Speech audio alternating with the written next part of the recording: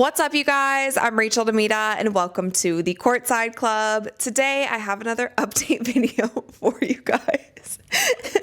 And I just saw my cats chasing one another outside my office. Anyway, let's jump into all the stories that are going around the WNBA currently. And firstly, I did want to talk about the Indiana Fever versus New York Liberty game. We went live for that game. Shout out to all of you guys who hung out with me in my live watch party. And the Indiana Fever kept it very close with the New York Liberty. I know a lot of people were expecting them to lose by 20 or 30 points. Everyone thought that it was going to be a blowout, especially with Jonquel Jones coming back to the New York Liberty.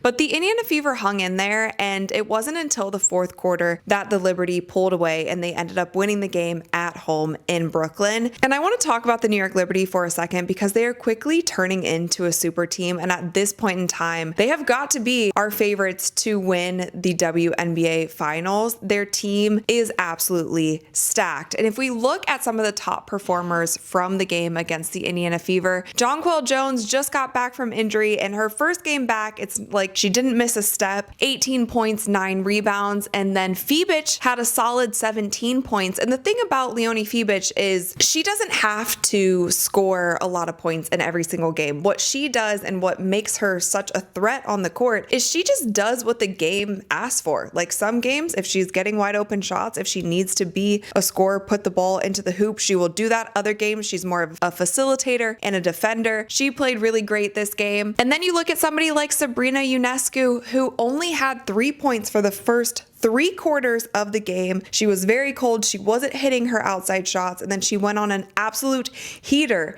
In the fourth quarter, she went off for 10 points. There was one point in time when the Indiana Fever had only scored 10 points and Sabrina Ionescu had also scored 10 points. So she was really the one who turned on the energy, turned the corner for the New York Liberty. She ended the game with 13 points, 9 assists, and 5 rebounds. Then you had Izzy Harrison coming off the bench with 13 points and 5 rebounds. And then you also have Natasha Cloud with 10 points, 4 assists, 3 rebounds, and 2 steals. And the biggest news around the New York Liberty recently was their signing of Emma Mason. Now, Emma Mason has been somebody who has been on the free agency market. A lot of people were wondering at the beginning of the WNBA season if she would be coming back to the States to play in the WNBA. And her name has been brought up so many times over the past few months, wondering where she was going to go. Is she going to go to Phoenix? Is she going to go back to the Lynx? Is she going to go to the New York Liberty? Could the Fever somehow get Emma Mason? But no, it was the New York Liberty. And the New York Liberty are hard to hate. They play beautiful basketball on the court. Coach Sandy is one of the best coaches in the league. And now they have an absolute stacked roster. On top of that, they probably have the most famous mascot in the league in Ellie the Elephant. Everybody loves her. She's getting brand deals herself, doing appearances. And then you have the home court advantage that the New York Liberty have when you go and play against them. And I know that the Indiana Fever's campaign for this season was every game is a home game, but I feel like when they go up against the New York Liberty, that is the one place that it is not a home game for the Indiana Fever. New York Liberty fans show up and they show out. The New York Liberty at this point is doing so many things right. I feel like they are going to be at the top of the list for free agency, not just this year, but in years to come. And at this point in time, they are also my favorites to win the WNBA finals. And a lot of Fever fans were crashing out after this game saying like, how could we stay so close? And then of course, once again, like we give it up in the fourth quarter. But I actually wasn't so upset with this game. The Indiana Fever has been a team where they haven't been able to be consistent through the entire season, but the kind of basketball that they played against the Liberty, how much energy they brought to the table, how they were moving the ball. Kelsey Mitchell and Sophie Cunningham stepped up big. Kelsey Mitchell nearly had a 30 ball. And it really wasn't until the fourth quarter when the Liberty went on some runs, and that is where the Liberty is dangerous. So once again, you guys, it might not be as interesting to see me not crashing out and screaming and yelling and being like, what are the Fever doing? They suck or they're the best. But it's just how I feel at this point. We're just going to have to wait and see about the Indiana Fever. They're on the bubble right now of if they will even make the playoffs. And there have been more developments in Caitlin Clark's injury. And that was one of the things that was also going around social media was the update that she is seeing other doctors, and specifically doctors doctors in New York about her groin injury. They are still listing her as day-to-day, but I don't know why they're listing her as day-to-day, because I feel like it is going to be a while before Caitlin Clark returns to the court. And I do actually wonder what the strategy is going to be on bringing her back. If it gets to the point where the Fever are not going to make the playoffs, I could see them shutting her down for the entire season if it looks like that's not going to happen. If they do make the playoffs and they're able to make a run, do they try to get her back on the court? Is this an injury for Caitlin Clark where she's not going to be 100% healthy for this entire season? That's kind of where my head is going. It seems like something that she's just going to have to deal with. They're going to have to figure out mechanically what's going on. Why are these injuries kind of bouncing from leg to leg, causing other injuries? Is there compensation going on? But the fact that she is seeing other doctors also, you guys, is not something to just say like, oh, she doesn't trust the Fever staff. Maybe that's why, but also this is something that happens so much in professional sports. When players are dealing with injuries, of course they will work with the training staff that is with their team, but there are so many occasions where they do go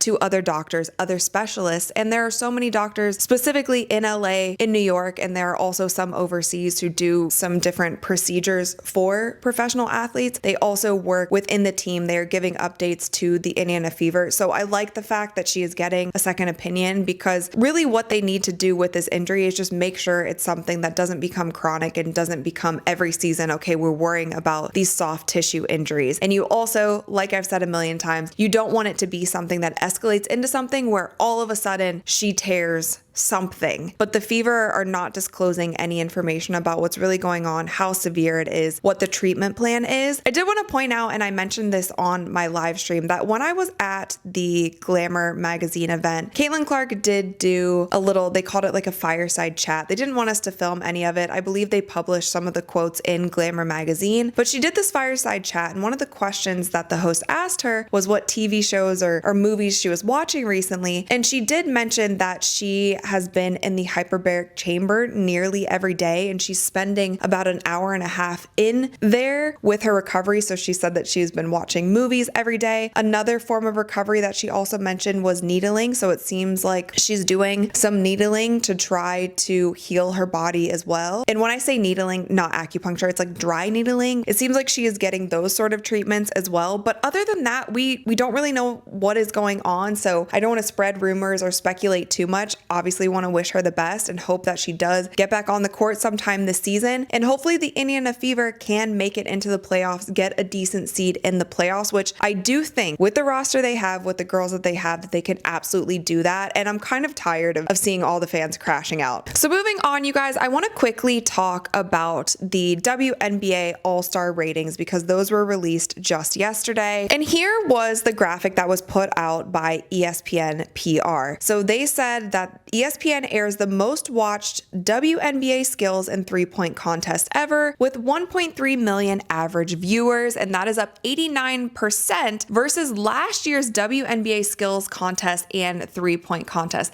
That number was actually insane. 1.3 million viewers for the three-point and the skills challenge, up 89%, where last year they didn't even have 700,000 people tuned in to that. So that was obviously a great number there. That was great news there. And then for WNBA All-Star Game, it was 2.2 million average viewers. And you'll see on this graphic, and ESPN does this every single time, I just don't understand it. I don't understand it. They said it's up 158% versus the 2023 WNBA All-Star Game. And it's like on the one before, you have no problem comparing this number to last year's number because it's a bigger number. But then on this graphic, obviously you're only comparing it to the numbers in 2023 because the viewership is down significantly from what it was last year in 2024. So in 2024, it was the most watched WNBA All-Star program ever. There was over 3.4 million viewers watching the game last year, and that's down significantly this year. However, they compare the numbers to 2023, and I think that we all know why. But I did want to show you guys this little graphic here that shows the WNBA All-Star Game viewership numbers. So it goes back to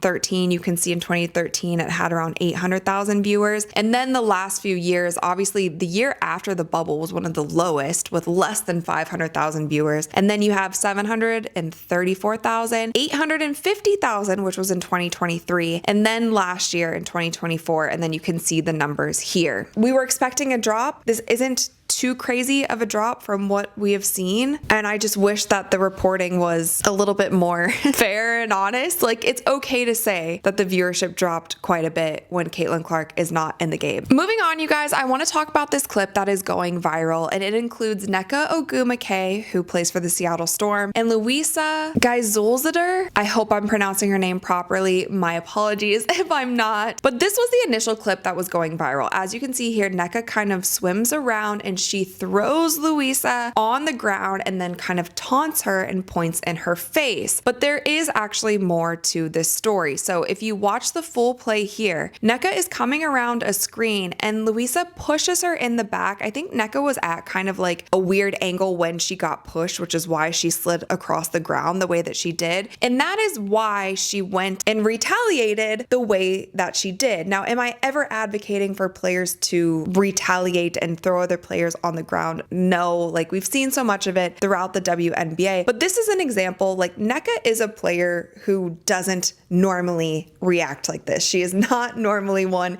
who is getting into it with other players. And even the announcer said that, like, this is so unlike Neca to see her in a space like this where she is getting a flagrant foul. But the problem goes back once again, not on the players, it's on the referees, because if the referees saw this play that happened beforehand and they called it how they saw it, which once again, you guys, if you zoom in here, you can see the referee that was on this side watching this play. And who is it? It's referee number 39. Do you guys remember referee number 39? He is the one who most recently got into it with Caitlin Clark, and we don't know what was said, we don't know what went down, but there was some sort of wild reaction that happened between the two of them. He is once again refereeing this game. He watches this happen right in front of him. There's so much contact on the play and he does nothing. He doesn't blow his whistle. He doesn't stop the play. He doesn't call a foul here. And then what happens after that is a direct reaction to the first call not being played. Now, again, am I advocating for the retaliations? Do I ever want things to escalate into situations where players can get hurt? No, but you need to protect the players on the first play so that things don't escalate. Again, when Nneka is coming off of the screen, she doesn't necessarily see where the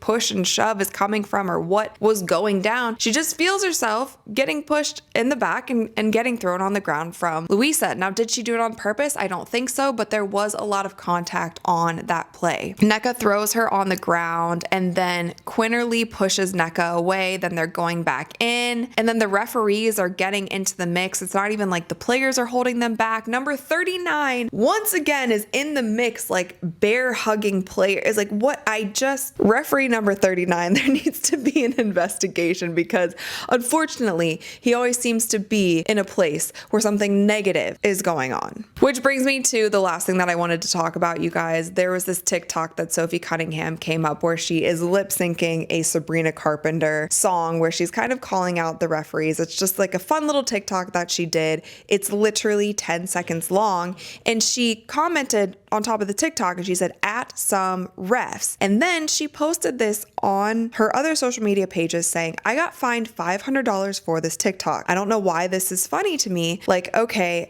gotcha, bud, because there's not more important things to be worried about with our league right now. So it seems like they took this as a symbolism of players calling out the referees, because that is something that you're not allowed to do in press conferences. You're not allowed to call out referees or put down referees to the media. And it is interesting what she says at the end when she says, because there's not more important things to be worried about with our league right now. There's so many more important things to be worried about with the WNBA. We've talked about the refereeing. I feel like I call it out in every other episode on this channel. We've talked about that. We've talked about the CBA negotiations. I actually got more information from some people on my team. I am hearing that CBA negotiations are not going well at all. It seems like they are so far on other sides of the spectrum here when it comes to these CBA negotiations. And a lot of people, a lot of brands, a lot of things are bracing for a WNBA lockout because at this point in time, that is exactly where they're headed. So maybe I'll make a whole video about this. I